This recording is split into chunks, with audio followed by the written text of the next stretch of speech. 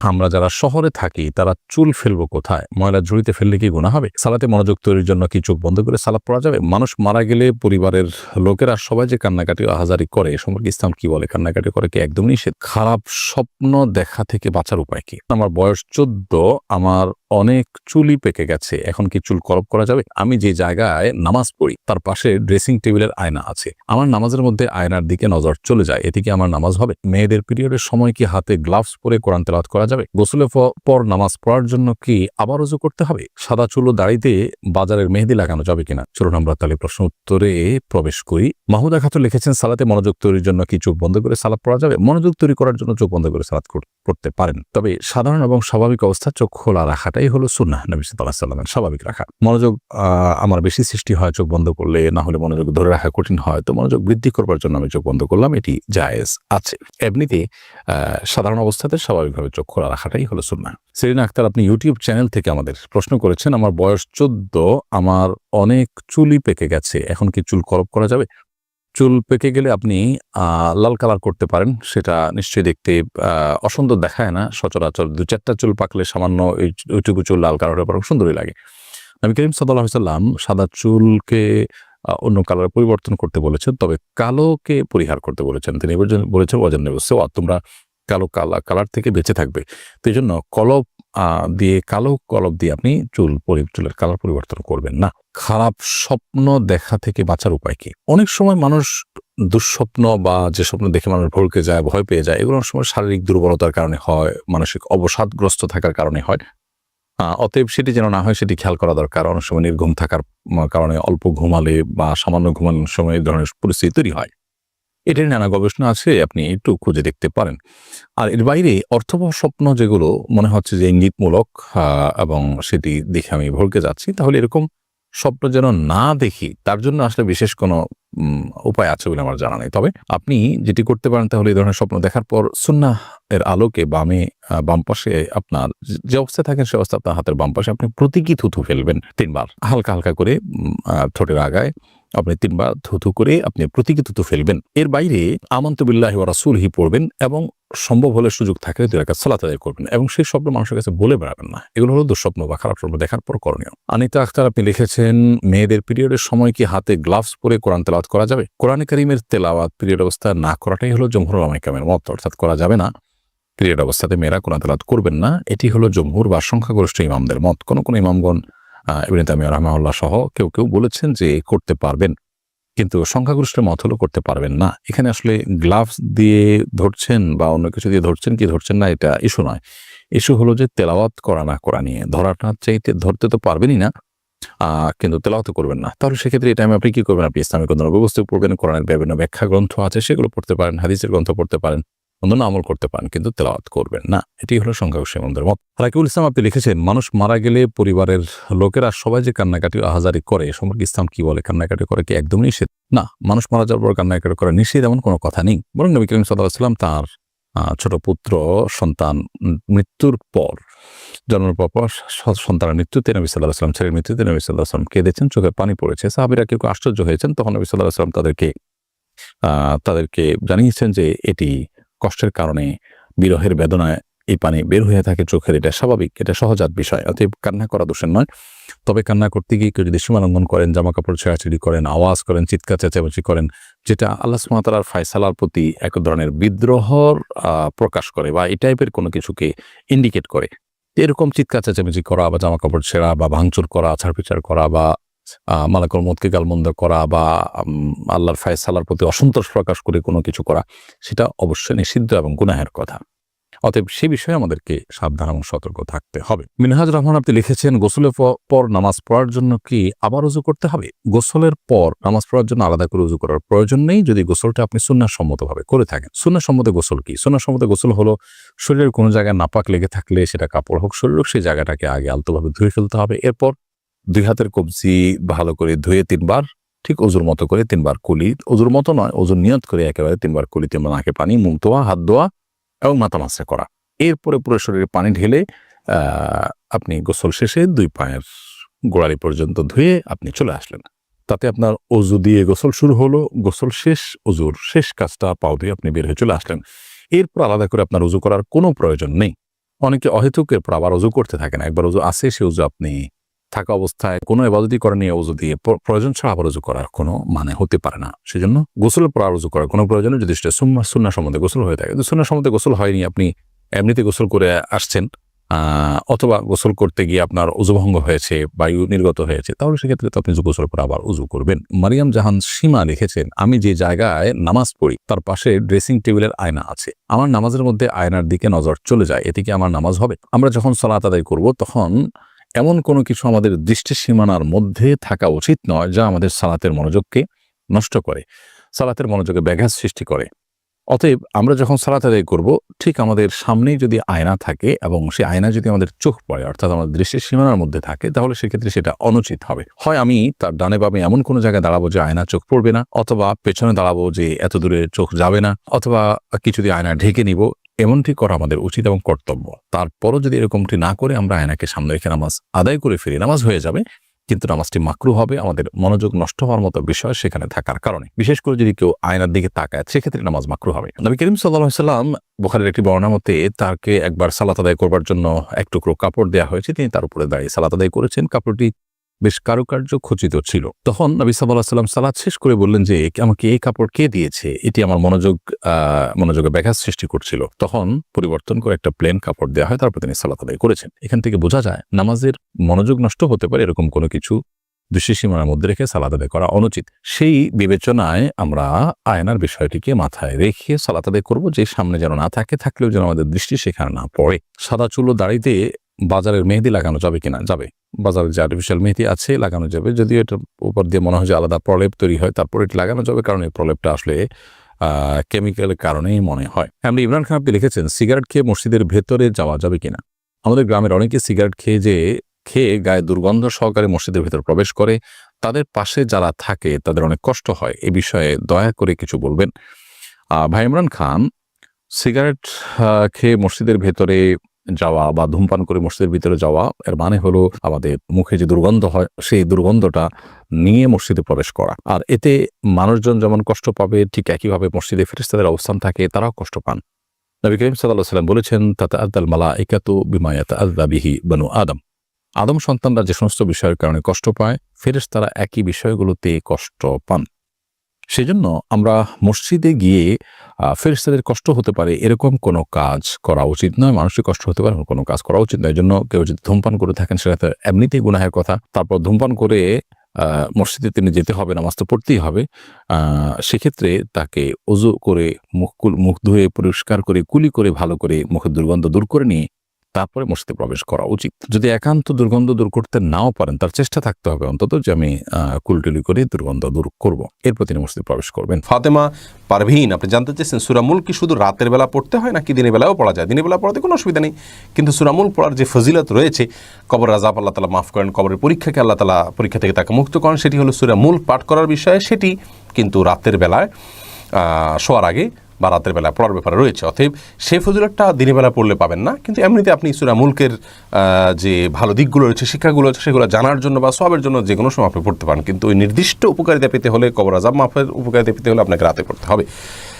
এরপরে জাসমিন মানিক আপনি জানতে চেয়েছেন, জাকাতের টাকা কি রমজান আগে দেওয়া যাবে? যাবে। আপনার জাকাত যখন ফরজ হয়েছে, প্রত্যেকের অর্থবছর ভিন্ন। আমি ধরুন রমজানের 15 দিন আগেই জাকাত দেওয়ার মতো সম্পদের মালিক হয়েছি, তাহলে 1 বছর পরে যদি সেটা আমার কাছে থাকে, স্টে করে, তাহলে সেক্ষেত্রে পরবর্তী বছর রমজানের 15 দিন আগে আমাকে জাকাত দিতে হবে। জাকাত রমজানে দিতে হবে এমন কোনো বাধ্যবাধকতা নেই। আমরা অনেকে মনে করি যে জাকাত রমজানে দিতে হয়। জাকাত আপনি যে কোনো সময় দিতে পারেন।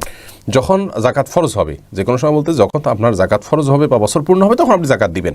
আপনি চাইলে 15 দিন বা 20 দিন বিলম্ব করে রমজানেও দিতে পারেন বা তার আগেও দিতে পারেন, কোনো অসুবিধা নেই। কিন্তু যখন ওয়াক্ত হবে তখনই দিয়ে দেওয়া উচিত, বিলম্ব না করে। যদি রমজান দিবেন বলে অপেক্ষা করেন বা গরিবের তখন দিলে বেশি উপকার হয় মনে হয়, তাহলে আপনি সেটাকে রাখেন এবং হিসেব আলাদা করে রাখেন, নিজের পরিবার লোকদেরকে জানিয়ে রাখেন, এটা জাকাতের টাকা, আমি অমুক সময় দেওয়ার নিয়ত করেছি, মৃত্যু হয়ে গেলে তোমরা দিয়ে দিও। অতএব এভাবে আপনি রেখে পরেও দিতে পারেন, কিন্তু রমজানে দিতে হবে এমন কোনো বাধ্যবাধকতা নেই। মামুনুর রশিদ জানতে চেয়েছেন, ইসলামে রাশি বলতে কিছু আছে কি না, যেমন সিংহ রাশি, তুলা রাশি ইত্যাদি। ভাই মামুন, রাশি বলতে কোনো কিছু ইসলামে নেই। আল্লাহ রাব্বুল আলামিন মানুষের ভাগ্যে যা লিখেছেন, মানুষের কি হবে না হবে, কি উপার্জন করবে না করবে, আল্লাহ তাআলা জানতেন, সেটা আল্লাহ তাআলা লিখে রেখেছেন। বিধায় সেই অনুযায়ী সব কিছু হবে। এখন এই সমস্ত রাশি আপনার তুলা রাশি, ইয়াদ রাশি, এটা হলে এটা হবে, এটা হলে এটা হবে, এরকম কোনো ধারণা কোরআন হাদিস আমাদেরকে দেয়নি। এটি বিশ্বাস করা ঈমানের সাথে সঙ্গতিপূর্ণ নয়, সাংঘর্ষিক বিষয়। এরপরে সামায়রা জান্নাত আপনি জানতে চেয়েছেন নির্দিষ্ট সময় আকিকা দিয়ে মাংস রেখে দিয়ে পরবর্তীতে অনুষ্ঠান করলে জায়েজ হবে কিনা। হবে, কোনো অসুবিধা নেই। আকিকা 7ম 14তম বা 21তম দিনে রাখা দেওয়া উত্তম বাচ্চা জন্মের। অতএব সেদিনে আকিকা করে অনুষ্ঠান করবার জন্য আপনি গোশত রেখে পর অনুষ্ঠান করলেন, কোনো অসুবিধা নেই। অনুষ্ঠানটা মুখ্য না মুখ্য হলে ওই দিনে পশু জবাই করাটা। এমডি শফিউদ্দিন শাহেদ জানতে চেয়েছেন আমার আম্মা খুব অসুস্থ, রোজা রাখা সম্ভব নয়, করণীয় কি জানাবেন। ভাই শাহেদ, আপনার মাকে আল্লাহ তাআলা সুস্থ করুন, আমরা দোয়া করি। যদি তিনি রোজা রাখার মতো সামর্থ্য না রাখেন এবং তিনি সুস্থ হওয়ার সম্ভাবনাও নাই, অনেক সময় দেখা যায় এমন দুরারোগ্য ব্যাধি যে ব্যাধি থেকে আসলে মানুষের সুস্থ হওয়ার আশা নেই, যেমন বার্ধক্যজনিত অসুস্থতা, স্থায়ী রোগ, এরকম যদি হয় তাহলে সেক্ষেত্রে আপনি আপনার মায়ের 30টা রোজার পক্ষ থেকে 30টা ফিদিয়া দিবেন। আপনি যে ফিতরা দিয়ে থাকেন রমাদান শেষে, সেই ফিতরা বা জাকাতুল ফিতর যে পরিমাণ, সেই পরিমাণ এক একটা সিয়ামের ফিদিয়া, 30টা ফিতরা আপনি 30 জন মিসকিনকে বা একজন মিসকিনকে আপনি 30 দিনের খাবার বা ফিতরা দিয়ে দিবেন। তাতে ইনশাআল্লাহ আপনার মায়ের রোজার দায় আদায় হয়ে যাবে। কারণ আল্লাহ বলেছেন ওয়াল্লাযিনা ইউতিকুনাহু ফিদিয়াতুন মিসকিন, যারা সিয়াম রাখতে সমর্থ নন তাদের জন্য মিসকিনকে খাদ্য দিলেই যথেষ্ট হয়ে যাবে। এরপরে ইবনাত সেহরি আইডি থেকে জানতে চেয়েছেন অসুস্থ অবস্থা নামাজ কাজা হয়েছে, মারা যাওয়ার পর ওইটা কিভাবে কাফারা দিতে হবে। অসুস্থ অবস্থা যদি আপনার নামাজ কাজা হয়ে থাকে, মারা যাওয়ার পর নামাজের কোনো কাফারা দেওয়ার কথা কোরআন এবং হাদিসে কোথাও বলা হয়নি। হানাফি মাযহাব অনুযায়ী যেহেতু সিয়ামের কাফারা রয়েছে ফিদিয়া দেওয়া, অতএব নামাজেরও একই হারে যত ওয়াক্ত নামাজ হয় ততগুলো ফিদিয়া দিবে। এটা ইমাম আবু রহমতুল্লাহ মাযহাবের ওলামা একরামের গবেষণা অনুযায়ী এটি করবে, সিয়ামের উপর তুলনা করে এটি করে থাকেন তারা। বাকি অন্য ওলামা একরাম বলেন না, সিয়ামের যেরকম কাফারার কথা হাদিসে বলা হয়েছে, সালাতের কোনো কাফারার কথা বলা হয়নি। কোরআনে আল্লাহ তাআলা সিয়ামের কাফারার কথা বলেছেন, কোরআনে সালাতের কাফারার কথা বলা হয়নি। বিধায় সালাতের কোনো বিকল্প নাই। কেউ যদি সালাত আদায় করা ছাড়া মৃত্যুবরণ করেন, গাফলতি করার কারণে না আদায় করেন, তাহলে তার পক্ষ থেকে আল্লাহর কাছে মাপ চাইতে হবে, তার পক্ষ থেকে আল্লাহর কাছে মাগফিরাত কামনা করতে হবে। আর যদি তিনি অসুস্থতা জনিত সালাত আদায় করতে না পারেন, সেন্সলেস থাকেন, তাহলে তার জন্য সালাত মাফ, সেই সালাত তাকে আদায় করতে হবে না এবং তার জন্য কাফারা দিতে হবে না। ফারহাদ বিন জাহাঙ্গীর জানতে চেয়েছেন ডিশ লাইনের ব্যবসা হালাল কিনা। ডিশ লাইনের ব্যবসা থেকে, ডিশের সংযোগ থেকে বেশিরভাগ মানুষই হারাম কাজ করে থাকে, সেজন্য এই ব্যবসাকে অবশ্যই একজন ইমানদার অ্যাভয়েড করা উচিত, এটি করা উচিত নয়, যেহেতু বেশিরভাগ ক্ষেত্রে এটার হারাম এর ক্ষেত্রেই ব্যবহার হয়ে থাকে। যদি হালাল হারাম দুইটারই ব্যবহারের অপশন আমভাবে উন্মুক্ত থাকতো এবং আপনার সুযোগ থাকতো তাহলে সেটি জায়েজ হতো, কিন্তু এখানে প্রায় সবাই বলতে গেলে হারামের ক্ষেত্রেই ব্যবহার করে অনেকটা সুনিশ্চিত। এই জন্য এটাকে ব্যবহার করা, এই ব্যবসা করা উচিত হবে না একজন ইমানদার মানুষের জন্য। সুলতান আহমেদ ফয়সাল জানতেছেন চালের ব্যবসার ক্ষেত্রে যদি স্যাম্পল হিসাবে কিছু চাল নেওয়া হয় তাহলে কি গুনাহ হবে। কোনো অসুবিধা নেই, স্যাম্পল হিসাবে কিছু চাল নেওয়া যেতে পারে। যদি বিক্রেতা আপনাকে স্যাম্পল হিসাবে দিতে চান, তিনি স্বেচ্ছায় খুশি হয়ে, কোনো অসুবিধা নেই, আপনি নিতে পারেন। তাহারাত তাননীর আপনি লিখেছেন আমরা যারা শহরে থাকি তারা চুল ফেলবো কোথায়, ময়লা ঝুড়িতে ফেললে কি গুনাহ হবে। মানুষের শরীরের প্রত্যেকটা অঙ্গ প্রত্যঙ্গ সম্মানের পাত্র। আল্লাহ সুবহানাহু ওয়া তাআলা বলেছেন ওয়ালাকাদ কাররামনা বানি আদম, আমি আদম সন্তানদের সম্মানিত করেছি, মর্যাদা বান করেছি। এজন্য মানুষের শরীরের কোনো অঙ্গ প্রত্যঙ্গের অসম্মান হয় এমন কোনো প্রক্রিয়া, এমন কোনো পদ্ধতি অবলম্বন করা উচিত নয়। অতএব চুল হোক, অন্য কিছু হোক, এগুলোকে মাটিতে পুঁতে ফেলতে পারলে ভালো হয়, কমপক্ষে মাটিতে ফেলে দিলেন। কিন্তু ময়লা আবর্জনার সাথে সেটা ফেলাটা এটা অনুচিত, তবে এর কারণে কোনো হারাম বা বড় গুনাহ হবে ব্যাপারটা সেরকম না। এরপরে এমডি মামুন তালুকদার জানতে চেয়েছেন আমি কি আমার আপন ভাইয়ের কন্যাকে বিয়ে করতে পারবো। না, আপনার ভাইয়ের কন্যাকে আপনি বিয়ে করতে পারবেন না। এরপরে আয়েশা সুলতানা জানতে চেয়েছেন তাহলে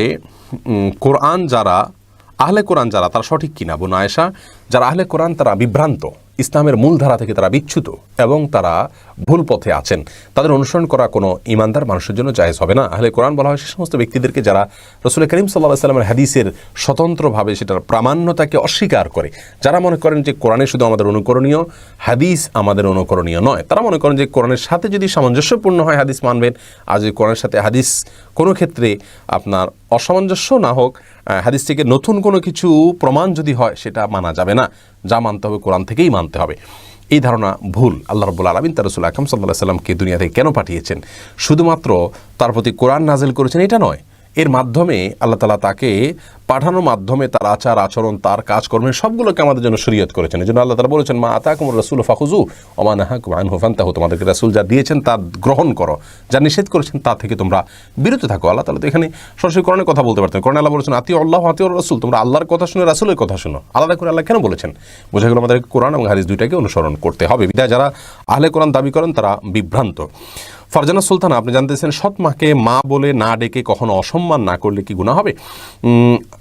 সৎ মাকে বাবার স্ত্রী হিসাবে মা ডাকা উচিত, এবং যদি আপনি অসম্মান না করেন, বাকি তাকে আপনি মা ডাকতে মনে না চায়, আপনি না ডাকেন, তাতে কোনো গুনাহ হবে, বড় কোনো অপরাধ হবে এরকম নয়। তবে আপনার বাবার স্ত্রী হিসাবে তিনি কিন্তু আপনার মা বাইল, যার কারণে তাকে মা বলে তিনি যদি খুশি হন, বিশেষ করে আপনার বাবা যদি খুশি হন, মা ডাকতে পারেন, কোনো অসুবিধা নেই। আমাদের মনগুলোকে বড় করতে কোনো অসুবিধা নেই। শাহিনারা হক শেলি, আপনি জানতে চেয়েছেন আমি একজন ডিজাইনের জন্য মুখ ছাড়া ছবি আঁকলে গুনাহ হবে কিনা? মুখ ছাড়া যদি আপনি ছবি আঁকেন কোনো অসুবিধা নেই, অন্যান্য দেহের অন্যান্য অংশের ছবি আঁকলেন ডিজাইনের করলাম প্রয়োজনে, কোনো অসুবিধা নেই। ফারজানা তানভি, আপনি জানতে চেয়েছেন একজন স্বামী কতদিন ইচ্ছা করেই খোঁজ না নিলে, খরচ বহন না করলে সেই স্ত্রী তাকে ছেড়ে দিতে পারবেন? বোন ফারজানা, এটার জন্য কোনো দিনক্ষণ নির্ধারিত নেই।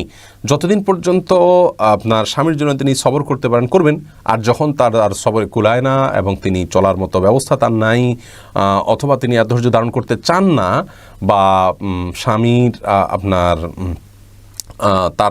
তার বিষয়ে আর আগ্রহী নন, এই বিষয়টি যখন মনে হবে, তখন তিনি নির্দিষ্ট নিয়ম অনুযায়ী আদালতের মাধ্যমে বিবাহ বিচ্ছেদ করতে পারেন, অথবা আপনার কাবিননামার 18 নম্বর কলাম ফিল আপ হয়ে থাকলে ভরণ পোষণ না দেওয়ার অজুহাতে নিজের প্রতি নিজে তালাক দেওয়ার অর্পিত তালাকের ক্ষমতা রাখেন স্ত্রী, সেটা প্রয়োগ করে তিনি বিচ্ছেদের উদ্যোগ নিতে পারেন, কোনো অসুবিধা নেই। এই বিষয়টি আসলে নির্ভর করবে আপনার আমাদের সামাজিক প্রেক্ষাপট এবং আমাদের কালচারের উপরে, সংস্কৃতির উপরে। এটাকে নির্দিষ্ট কোনো দিনক্ষণ ঠিক করে দিন শরীয়ত যে 3 দিন 5 দিন 7 দিন না দিলে তারপর আপনি যেতে পারেন। আব্দুল্লাহ নোমান, আপনি জানতে চেয়েছেন মরণোত্তর চক্ষু দানের ধর্মীয় কোনো বিধিনিষেধ আছে কিনা? যদি কোনো ব্যক্তির চক্ষুর প্রয়োজন হয় এবং কোনো ব্যক্তি বলে যায় যে আমার মৃত্যুর পরে তাকে দিও, তার এটা প্রয়োজন, তাহলে এটা জায়েজ আছে। কিন্তু আজকাল একটা ট্রেন্ড চালু হয়েছে যে আমি মরে গেলে এটা তো পচে গেলে নষ্ট হয়ে যাবে, কী লাভ? এই জন্য সব অঙ্গ প্রত্যঙ্গগুলো দান করে যায়, যে সেগুলো কারোর লাগলে সে ইউজ করবে। এই কারোর লাগলে ইউজ করবে অর্থাৎ এই মুহূর্তে প্রয়োজন আছে এমন নয়, বরং লাগলে ইউজ করবে, এই ধারণা থেকে দিয়ে যায়, সেটি কিন্তু জায়েজ নয়। এটি মানব দেহের অপমান, মানবতার অপমান। হ্যাঁ, আরেকজন মানুষের জন্য দিতে চাইলে, জীবিত লাখ লাখ মানুষ আছে, কেন আপনার মৃতদেহকে কাটাছাড়া করার জন্য আপনি আমভাবে একান্ত বাধ্য হওয়া ছাড়া আপনি এরকম করে যাবেন? এটি জায়েজ নেই। এবং আল্লাহ যারা কবরের প্রতি বিশ্বাস করে না, আল্লাহ বারজাককে বিশ্বাস করে না, আখিরাতের প্রতি বিশ্বাস করে না, অনেকটা তাদের কালচার এটি। এরপরে নূর মোহাম্মদ জানতেছেন উপায়হীন হয়ে টাকার জন্য চোখ বা কিডনি বিক্রি করলে এ বিষয়টি জায়েজ কিনা? উপায়হীন হলেও নিজের শরীরের কোনো অংশ বিক্রি করা জায়েজ নাই। আপনি উপায়হীন হলে আপনার জন্য সেকেন্ড থার্ড অনেক অপশন শরীয়তে রয়েছে, সেগুলো আপনি করতে পারেন, কিন্তু শরীরের কোনো অংশকে বিক্রি করা আপনার জন্য জায়েজ নাই। হোসাইন রুবেল জানতেছেন ঘরে কুকুর পালন সম্পর্কে বিস্তারিত বলেন। ঘরে কুকুর যদি আপনি ঘরের সামনে কোনো কক্ষে আলাদা পালেন এবং সেটা পাহারাদারের জন্য হয়, তাহলে সেটা জায়েজ আছে, শিকারের জন্য বা পাহারাদারের জন্য। কিন্তু নিছক শখের বশত কুকুর পালন করা জায়েজ নাই। কুকুরকে আপনি সেবা করেন, আলাদা করে তাদের থাকার ঘর করেন, কিন্তু আপনার বাসা বাড়িতে রাখতে পারেন না, কারণ কোনো বাসা বাড়িতে কুকুর থাকলে সেখানে রহমতের ফেরেশতা আসে না, বুখারীর বর্ণনা রয়েছে। এরপরে স্রোতহীন নদী আইডি থেকে আপনি জানতেছেন স্বামী যদি পরকিয়া করে, স্ত্রীর কথা না শুনে, তাহলে ইসলাম অনুযায়ী স্ত্রীর করণীয় কি? দেখুন, স্বামী যদি পরকিয়া করে তাহলে সেক্ষেত্রে আপনাদের বৈবাহিক সম্পর্কে কোনো অসুবিধা হবে না। তার পাপের কারণে সে পাপিষ্ট হবে, সে অপরাধী হবে, সে গুনাহের ভাগীদার হবে। আপনাকে এর দায়ভার বহন করতে হবে না। আপনি যদি সবর করে থাকতে পারেন তাহলে সম্পূর্ণ আপনার স্বাধীনতা রয়েছে, এবং তাকে বুঝিয়ে যদি সংশোধন করার চেষ্টা আপনি করেন, অব্যাহত রাখেন, তাহলে আল্লাহর কাছে আপনি অনেক সওয়াব পাবেন। বাকি যদি আপনি তার এই আচরণে আপনি ধৈর্য ধারণ করতে না পারেন এবং আপনার অসহনীয় হয়, তাহলে অবশ্যই আপনি যথানিয়মে তার কাছ থেকে খোলা বা বিচ্ছেদ চেয়ে নিতে পারেন, সে অধিকার আপনার আছে। যদি এটা আপনার ধৈর্যের সকল বাঁধ ভেঙে যায়, সকল চেষ্টা আপনি ব্যর্থ হয়ে যান, তারপরের কথা এটি। এমডি ইমাম হোসেন জানতে চেয়েছেন ভাত খাচ্ছি, এই মুহূর্তে আপনার এই লাইভ দেখতে পারবে কিনা? কোনো অসুবিধা নেই, ভাত খাওয়ার সাথে লাইভ দেখার কোনো, ভাত খাওয়ার অবস্থাতে কথা বলা যাবে না বা আপনার একান্ত প্রয়োজনীয় কাজ করা যাবে না, এরকম কোনো কথা নেই। আবার আপনার স্বাভাবিক খাবারের যে প্রক্রিয়াটা, এটা যদি বাধাগ্রস্ত না হয়, কোনো ক্ষতিকর কোনো কিছু না হয়, আপনি অন্য কাজ সাথে করতে পারেন, কোনো অসুবিধা নেই, কোনো কোথাও নিষেধাজ্ঞা আসে নাই।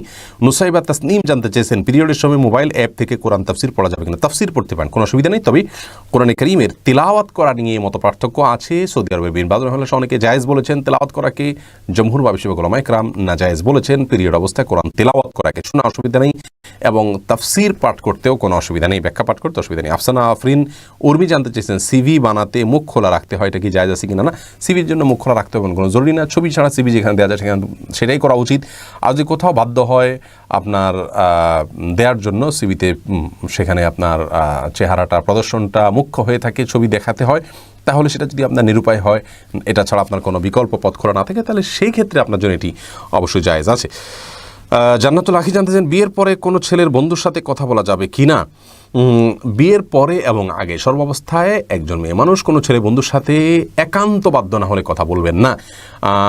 যেটাকে অপ্রয়োজনীয় আলাপ বলে, খাজুরি আলাপ বলতে পারি আমরা, কেমন আছেন, কেমন আছো, হাই হ্যালো, এগুলো মানুষকে বাজে দিকে নিয়ে যায়। এটাই হলো বাস্তবতা। বিধায় একান্ত প্রয়োজন না হলে গায়ে মাহরাম কোনো পুরুষ তথাগত ছেলে বন্ধুর সাথে কথা বলা উচিত নয়। এটি মানুষকে গুনার দিকে নিয়ে যায়। এরপরে তালহা তুহিন আপনি জানতে চাইছেন শুয়ে বাচ্চাকে স্তনপান পানের সময় মোবাইলে কোরআন পড়া যাবে কিনা? যাবে, কোনো অসুবিধা নেই। এতে কোরআনের অসম্মান হবে না, বিশেষ করে সময়টাকে তিনি কাজে লাগাতে চাচ্ছেন। উদ্দেশ্য, অসম্মানটা অনেক সময় বেশিরভাগ ক্ষেত্রে উদ্দেশ্যের উপর নির্ভর করে। তিনি যদি কোরআনকে অসম্মান করার উদ্দেশ্যে তো আর শুয়ে পড়ছেন না, বরং সময়টা কাজে লাগাতে চাচ্ছেন, কোনো অসুবিধা নেই, শুয়ে কোরআন তেলাওয়াত করার বিষয়টি প্রমাণিত রয়েছে। এরপরে ফারিয়া জাহান পুরি জানতেছেন ভাঙতি রোজা পরে রাখলে আগে 6 রোজা রাখতে পারবে কি না? ভাঙতি রোজা আগে রাখা উচিত, তারপরে 6 রোজা রাখা উচিত, কারণ হাদিসে রমজান রোজা রাখার পরে 6 রোজা রাখার কথা বলা হয়েছে। এরপরে জুয়েল তালুকদার জানতে চেয়েছেন আমি খারাপ স্বপ্নে দেখি, এখন কি করা যায়? খারাপ স্বপ্ন দেখলে তার করণীয় কি, এই বিষয়ে আমাদের একটা ভিডিও রয়েছে সুন্নাহ ফাউন্ডেশন ইউটিউব চ্যানেলে এবং আমাদের ফেসবুক পেজে, সেটা আপনি দেখতে পারেন।